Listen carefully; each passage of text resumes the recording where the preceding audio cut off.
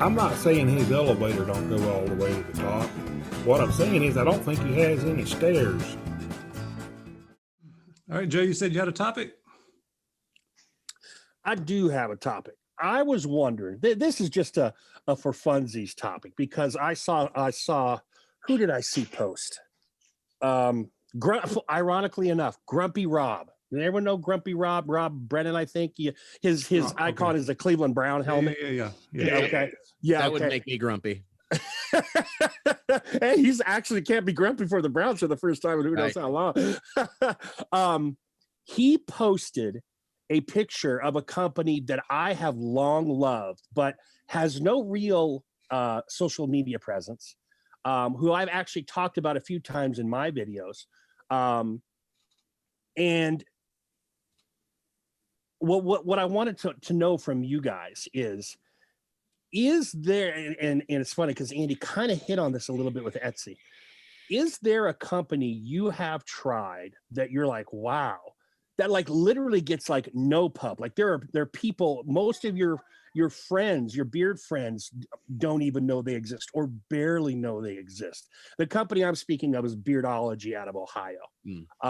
And they have my favorite, even going against all the giants like Lux and Ape and Fable, etc.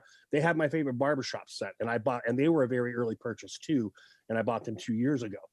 Still my favorite barbershop set. So I was wondering if not just a underappreciated company, but like a true unknown that's still going at it that you guys have tried that for whatever reason is still unknown. There are several companies that have been around a long time, and they got in while the getting was good, and now they're not really going after our community, right? For whatever reason. Sometimes they go and they just sell locally. Sometimes they do private labels for other places, and then sometimes, well,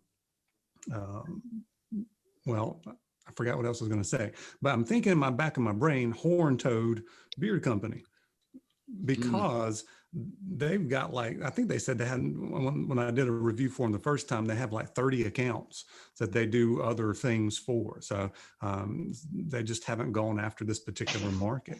So I think there's some definitely diamonds in the rough or unknowns to our online community that are all over the place. It might be Etsy, it might be some other companies. That's the one that comes to my mind.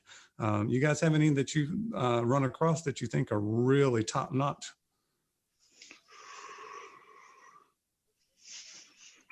I'll be honest, because of the way that I went through my selection process, they would almost have to have at least some social media presence somewhere for them to get on my radar.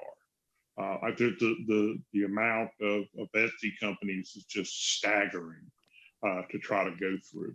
So I'm probably, if I could do it another way, if I had another way to identify companies, I would be more than open to that.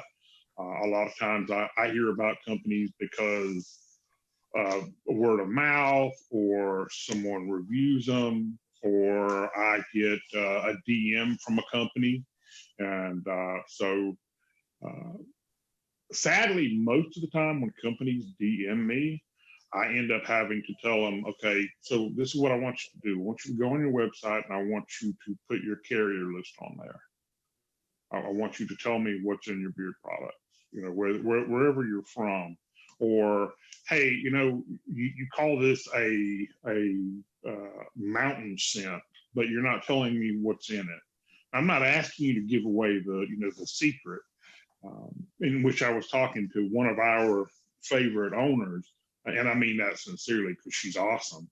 And she was like, I mean, come on, really? You're not going to reinvent the wheel. You are not going to unlock the secret of alchemy in your little kitchen or in your little back room. So, get over it and, tell people what's in there. Because especially with the essential oils and sometimes the fragrance oils, the ingredients in there can cause allergies in others. There's one owner that has ranted from time to time about the presence of grapefruit in a product and how that bothers his medical issue.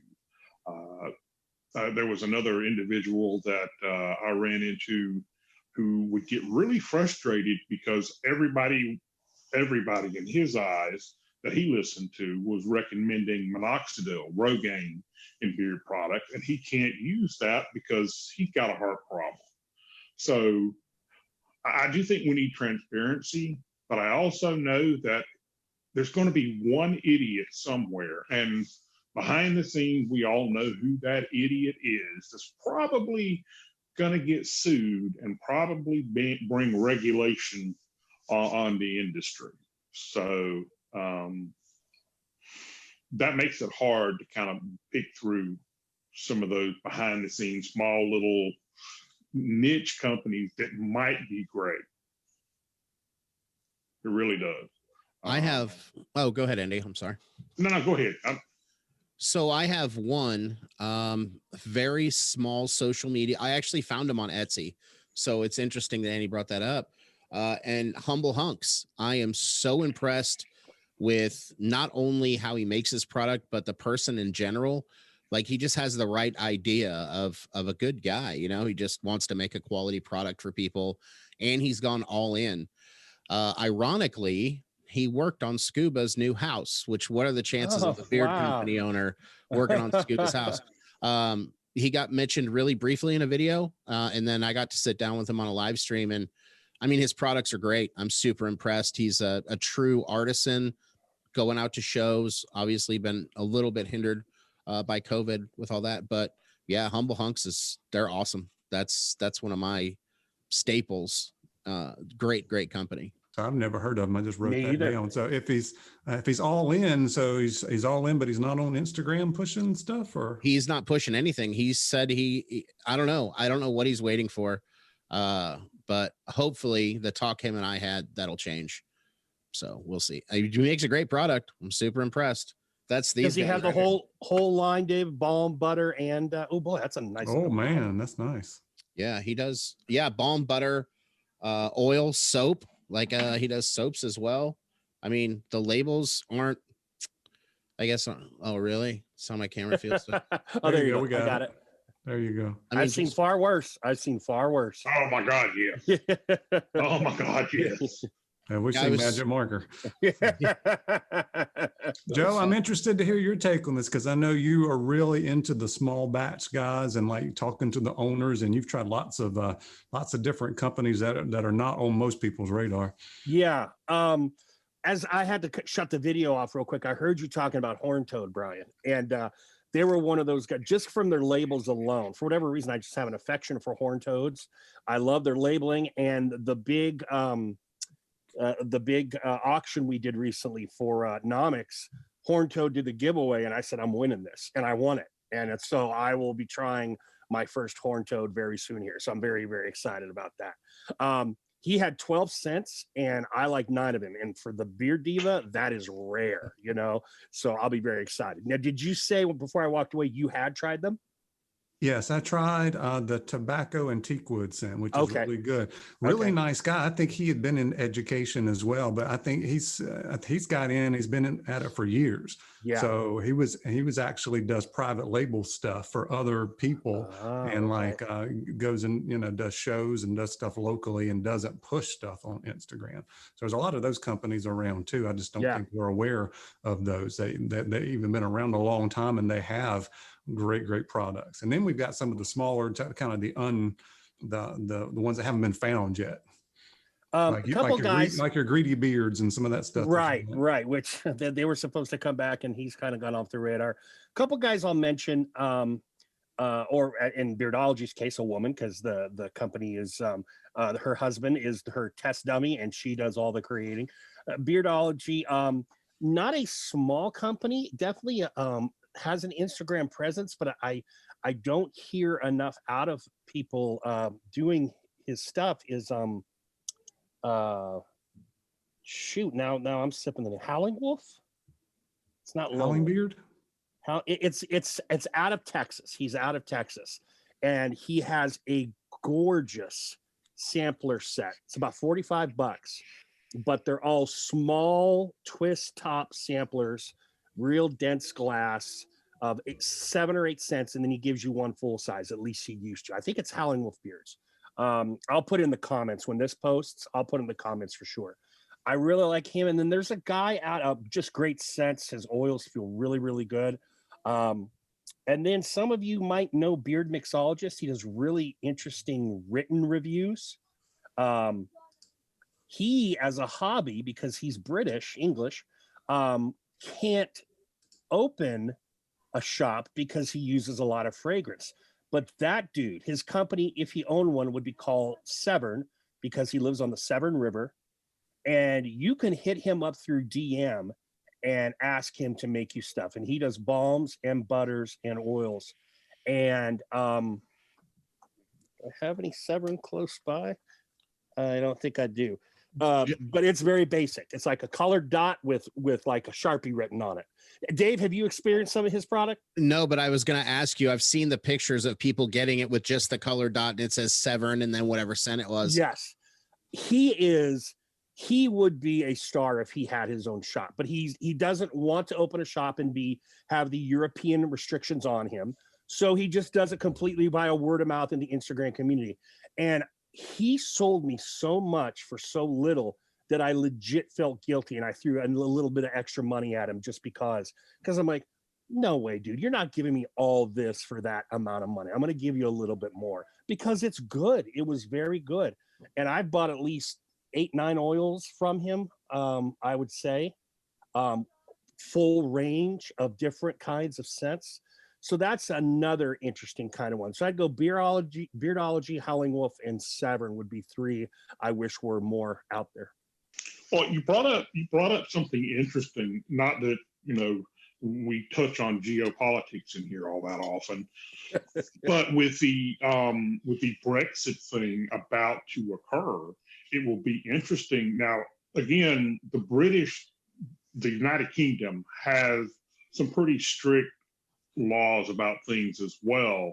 And I don't have access or haven't researched that specifically. I have looked at EU regs, which make ours look like child play, literally. But it'll be interesting to see if with Brexit, if that doesn't open up some of these British companies that I've tried a few of them, haven't had great results. One sent me stuff in plastic bottles and they weren't the good plastic bottles, if you understand what I'm saying. Yeah, so it'll be interesting to see if that changes his mind a little bit, or if that makes it more accessible for those guys to start an international market. It's very hard. I would love to. It's very hard to risk. I want to try more foreign companies just to say what is going on in India or Iceland. And I say Iceland, which I'll get back to, or Australia.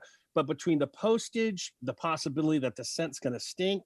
One of the very earliest scents I bought was from an Irish company, and it was cinnamon and black pepper. And that's totally in my wheelhouse. I got it, and I could barely smell it out of bottle, let alone in beard. Wore it once, threw it away. But going back to your Etsy thing, and this is fun if you have the time. You get hundreds of hits for beard oil there. And I was doing a series at one point where I wanted to look through all these companies. There was an Icelandic company with gorgeous packaging. All of the scents were pretty straightforward, for those of us in the American market. And I'm thinking, holy heck, there's an Icelandic company out there. Where else is producing, or they were Norwegian, they were one of the two. Who else is producing this kind of stuff, But it's one of those paths, and I've talked to other people who that's part of their hobby. They buy foreign beard oils. That's the specialty within their collection. I think it was Roger M17. He's bought stuff from Japan. He's bought stuff from multiple companies. And I think there's some interesting sort of unblazed trails out there for those who want to throw out the monetary risk. And I could see if you wouldn't want to, but that's always been a little guy sitting on my shoulder going, poke around, find some stuff. Well, especially with you. Go ahead, Dave. Go ahead. No, I'll let you. It ties in, but I'll let you respond to that, and then I'll say something. Well, because a lot of these companies, to make themselves more financially viable, have expanded out from just beard oils and balms and that sort of thing. I've run into other companies, one particularly a merch company out of the UK. And because it is so cost prohibitive for them to not only do the whole currency exchange thing, but then the shipping and handling internationally, which if you've ever been in anybody's live stream, the owner always says, I will not ship it overseas. Well, that works both ways. Mm-hmm. And so it's not just beard companies, but there are a lot of, we tend to be very USA centric. That's where we live. You know, we want to support the home team and all that.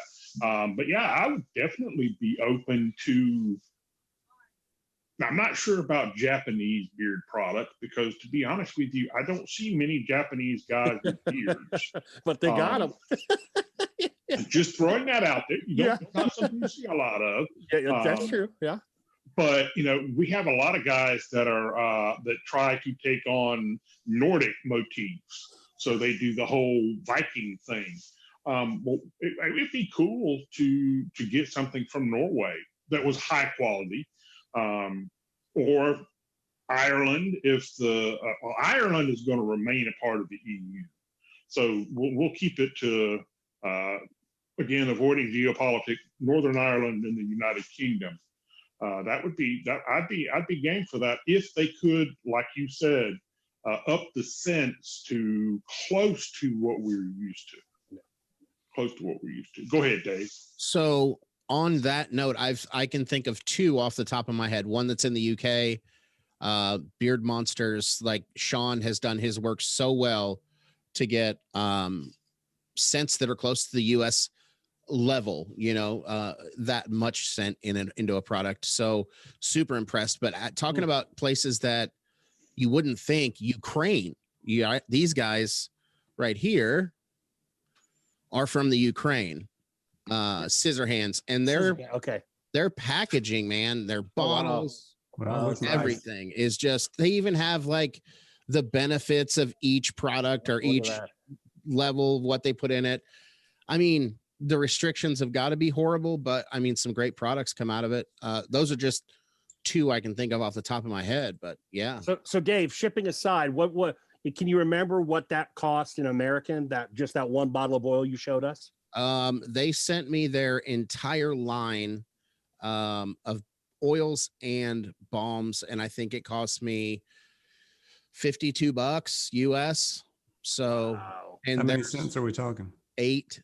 Wow, that's not bad. And they're 2-ounce bottles. 2 ounce bottles. 2 ounce on top of it. Yeah, these bottles are big, dude. I mean, they're good size bottles. Yeah, that's a 2-ounce bottle, all right. Yeah. Oh. I see Joe's wheels turning in his head right now, Joe. Mine are turning too. Yeah, that's the only downside is the language barrier. Like when we're talking back and forth in DMs over Instagram, the general idea of what I'm trying to say is there, but it's just the way we express ourselves in the US that doesn't really fire on all cylinders in other places. So other than that, it's great product.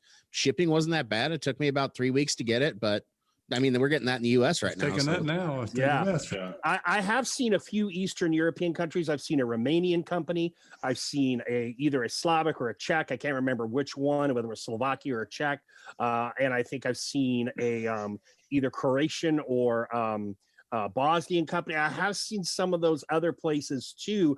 And Dave, it's exactly it. I'm like, okay, UK, maybe even, venturing out to kind of, Norway, whatever. But I get all the way on that side. I really worry about the language issues and reading the website and all that jazz. So yeah, but yeah, they're out there, guys. The Ukraine, I don't think, is actually formally a part of the EU. So some of these Eastern European countries may not get that same kind of oversight. That's a good point. Of course, then it could go the other way, so it would be a crapshoot. But man, Dave, you have brought something to the table now. Mm-hmm. Yeah, we've gotten 2 companies to the table that I'm definitely going to have to explore. If you reach out to Beard Monsters, the owner's named Sean. Just tell him I referred you over. He'll get some stuff to you. his wash, it brings me back to what we talked about in the beginning with gray beards. He uses kukui nut oil in almost all of his products, and when I had that in my beard, it was a game changer. So,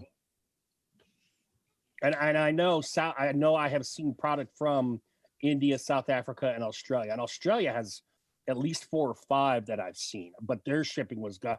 Any of you know Rob Palmer? He's very active on Instagram, and he's from Australia. He buys American all the time. I don't know how in the heck he pays for that shipping, because I just looked at one website and I blanched just at the shipping alone, you know. But they're out there if you wanna take a shot.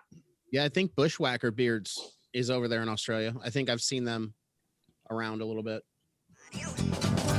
There ain't no such thing as a good case of hemorrhoids.